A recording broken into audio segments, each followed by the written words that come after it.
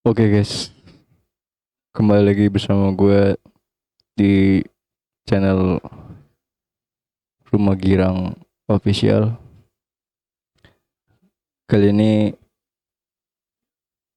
kita nggak bakal ngebahas tentang beberapa topik yang lagi hangat,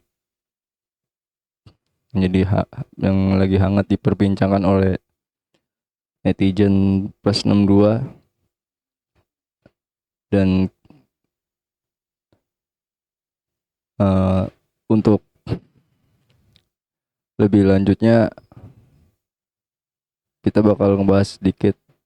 Mudah-mudahan nggak ada miskomunikasi dari video ini dan nggak ada menyudutkan salah salah satu pihak. Video ini cuman mau mengedukasi tentang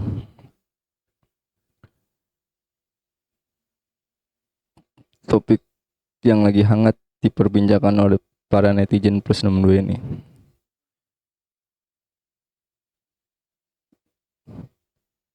Dan untuk lebih lanjutnya kita bakal langsung masuk aja ke topik pembahasan yang pertama. Itu kita bakal ngebahas tentang kebakaran gedung Teradron ada hubungannya dengan banjir Sumatera.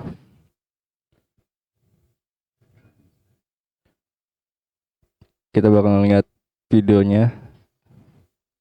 Ternyata kebakaran gedung Teradron ada hubungannya dengan bencana banjir di Sumatera. Teradron adalah salah satu perusahaan layanan drone terbesar di dunia dan punya peran penting di Indonesia. Mereka melakukan pemetaan dan pengelolaan lahan sawit di Sumatera, bahkan memegang data 600.000 hektar lahan, termasuk potensi penebangan liar dan penggundulan hutan. Artinya apa? Mereka punya data yang bisa membongkar para mafia sawit. Dan anehnya, setelah Sumatera dilanda banjir bandang yang membawa tumpukan kayu hasil tebangan, tiba-tiba gedung Teradron di Jakarta terbakar. Yang makin janggal, semua data penting termasuk pemetaan lahan dan catatan aktivitas ilegal ada di gedung itu, dan sekarang habis terbakar. Jadi ini kebakaran biasa atau ada yang sengaja membakar untuk menghilangkan barang bukti? Ternyata Kita langsung lihat aja komentarnya guys.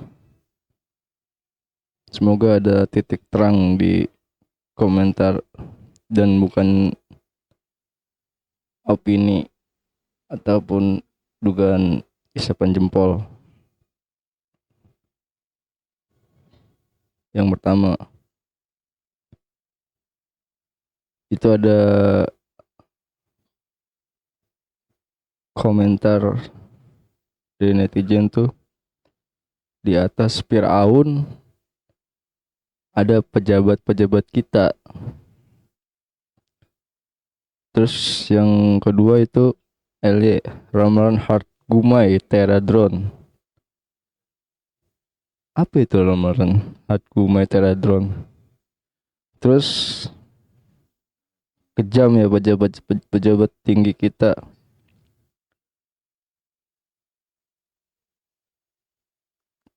Allah tidak tidur, tunggu aja semua bakal terungkap. Terus gila mafia di Indo itu kuat banget ya. Kapan ya negeri ini bebas dari mafia? Tapi ingat, CCTV Allah Subhanahu wa taala tidak akan pernah bisa dihilangkan atau dimusnahkan. Perbuatan baik atau buruk pasti akan kembali ke manusia itu sendiri. Ternyata film-film India tentang pejabat negara jadi mafia itu nyata.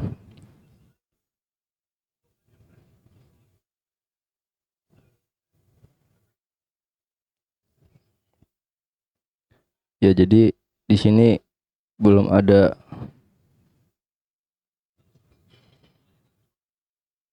belum ada titik temunya guys. Masih masih menyudutkan eh, salah satu pihak lah. Contohnya menyudutkan pemerintah kita. Di sini gue nggak bela siapapun, di sini gue bakal jadi penengah. Jadi menurut gue dugaan kebakaran gedung Teradron itu bisa jadi ada benarnya, tapi gue juga nggak bisa pastiin itu kebenarannya karena ini baru dugaan awal. Soalnya nanti juga di pembahasan yang di topik selanjutnya itu bakal ngebahas tentang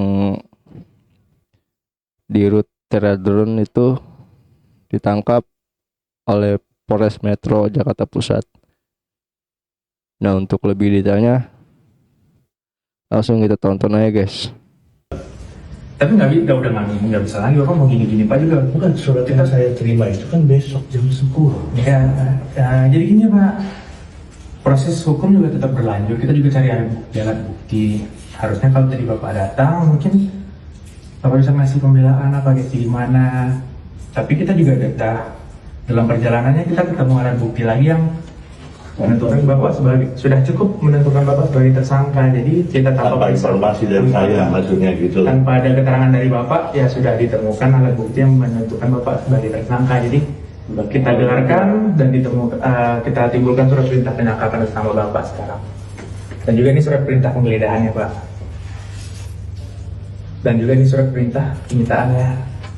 Penyitaan apa itu? Ada barang-barang yang berhubungan dengan perusahaan, laptop, alat komunikasi, dan lain-lain Pak. Nanti yang masuk dalam anggota saya cuma terbatas ditemanin oleh 10 titik.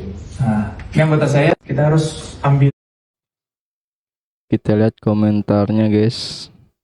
Di sini pencariannya contoh produk Teradron. Ya dari komentar awal.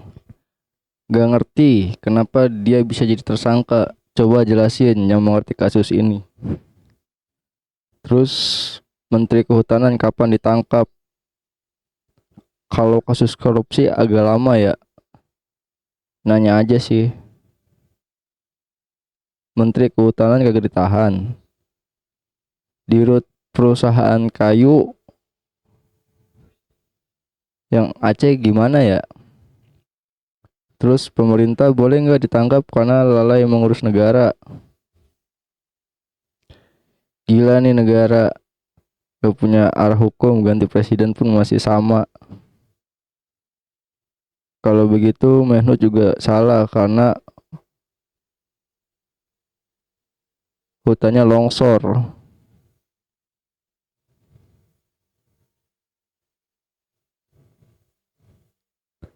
Nah di sini gue belum ada titik temunya guys. Jadi masih menyalahkan salah satu pihak. Ya kita sih emang boleh aja sih menyalahkan karena itu kan hak kita sebagai masyarakat. Cuman seenggaknya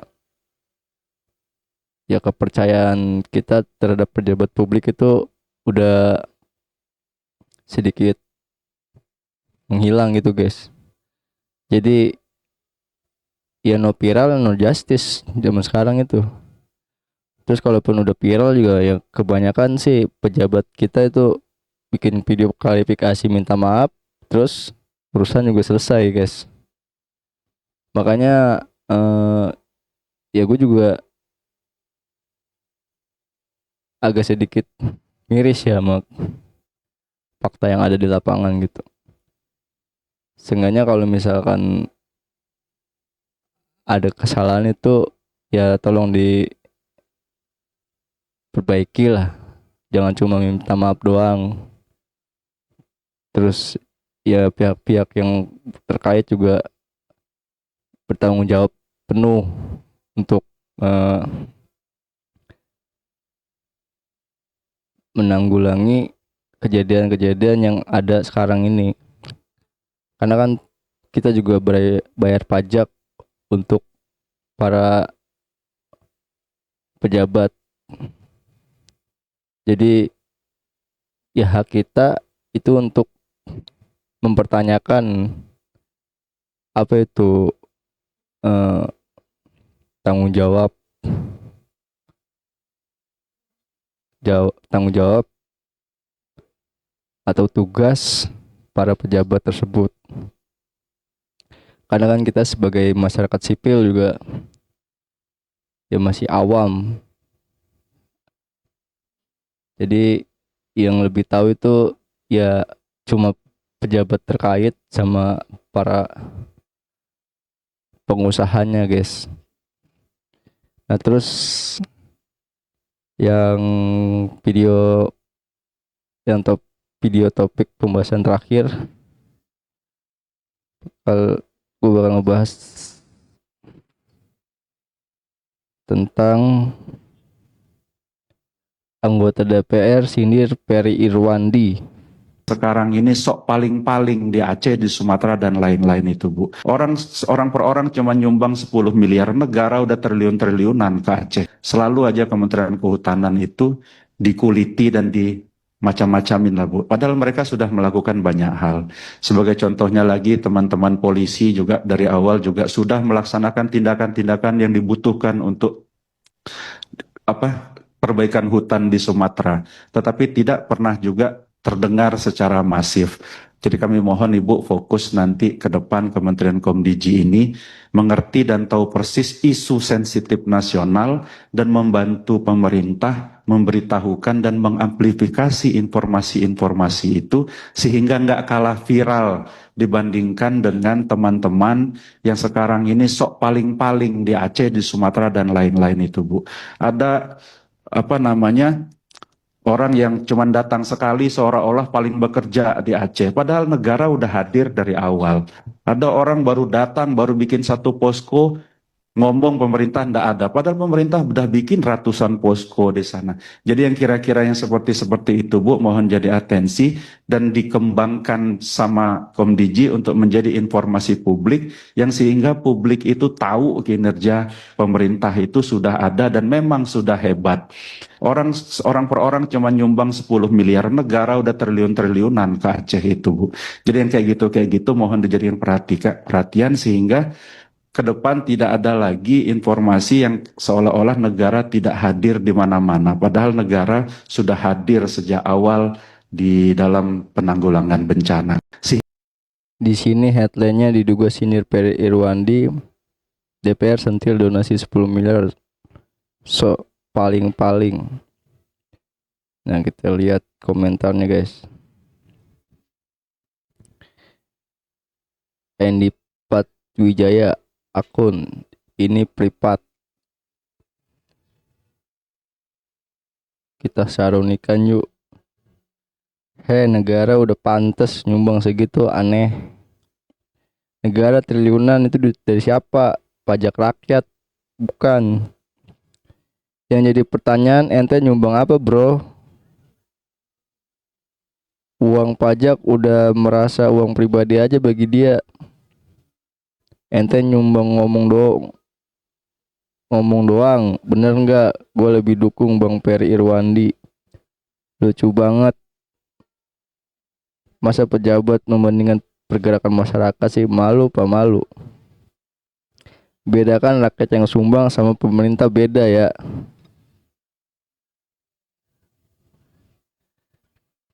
Ya guys. Jadi dari video yang terakhir itu ataupun PT yang terakhir,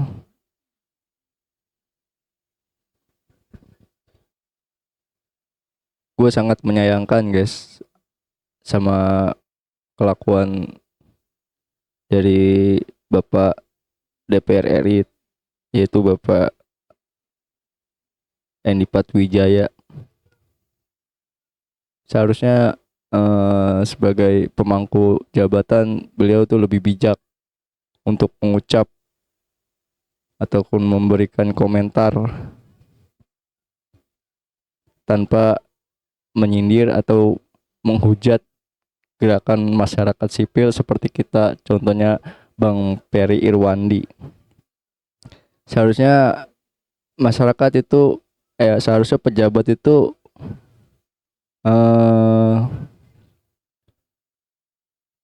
merasa terbantu lah dengan gerakan donasi seperti Bang Peri Irwandi gitu. Jangan malah menghujat ataupun mengkritisi ataupun berkomentar negatif tentang gerakan donasi dari masyarakat itu sendiri. Ya mungkin segitu aja guys. Semoga saudara-saudara kita yang terdampak bencana yang ada di sana bisa diberi ketabahan dan cepat pulih kembali keadaannya seperti sedia kala. Mohon maaf kalau cuma bisa memberikan support sebatas support lisan aja, sebab gue juga belum bisa donasi untuk sana. Ya nanti insya Allah lah kalau ada rezekinya mungkin ikut donasi dari salah satu gerakan donasi. Ya guys, terima kasih yang udah nonton guys. Jangan lupa kalau kalian ingin berpartisipasi, langsung aja hubungi nomor yang ada di deskripsi. Nanti kita bisa koordinasi untuk kelanjutannya. Jangan lupa komentarnya guys, komentar untuk bisa jadi bahan evaluasi buat gua. Kalau misalkan kalian terhibur, jangan lupa like, subscribe-nya guys. Terima kasih guys. Wassalam.